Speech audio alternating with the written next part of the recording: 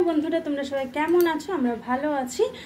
তো আজকে আমি নিয়ে নিয়েছি কাঁচকলা। তো আমি কাঁচকলার খোসা আজকে আমি বাটা করব। তো কিভাবে বাটা করব দেখে নেব। কাঁচকলার খোসাটাকে আগে আমি ছাড়িয়ে নেব।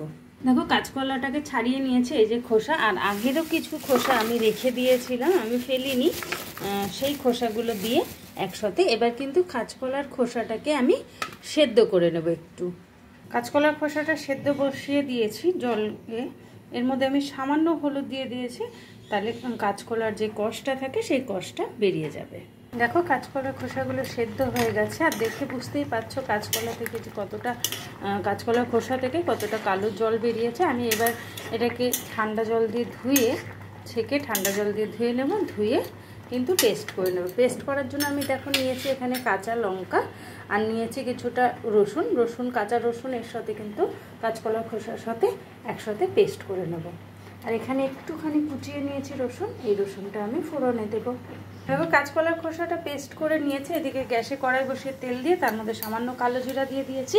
এবার দিয়ে দেবো একটা গোটা শুকনো লঙ্কা ফোড়ন, আর দেব কুচিয়ে রাখা রসুন দিয়ে সামান্য ভেজে নেব। এখন রসুনগুলো ভাজা হয়ে গেছে, হালকা ব্রাউন হয়ে গেছে। এর মধ্যে দিয়ে দেবো কাঁচকলার খোসা বাটাটা। এবার কাঁচকলার খোসা বাটাটার মধ্যে দিয়ে দেবো পরিমাণ মতো হলুদ ও স্বাদ মতো লবণ দিয়ে খুব ভালো করে কাঁচকলার খোসাটাকে কিন্তু কষিয়ে নেব। দেখো কাঁচকলার খোসা বাটাটা কিন্তু রেডি হয়ে গেছে। এর মধ্যে আমি দিয়ে দেবো 1 চামচ মতো কাঁচা সর্ষের তেল দিয়ে নাড়াচাড়া করে নামিয়ে নেব। দেখো আমি নামিয়ে নিলাম কাঁচকলার খোসা বাটা। তো তোমরা এভাবে বানাও, বানিয়ে খাও, খেয়ে জানাও তোমাদের বানানো কাঁচকলার খোসা বাটাটা কেমন হয়েছিল। ওকে টাটা, আজকের মতো এটুকু, আবার দেখা হবে পরের ভিডিওতে।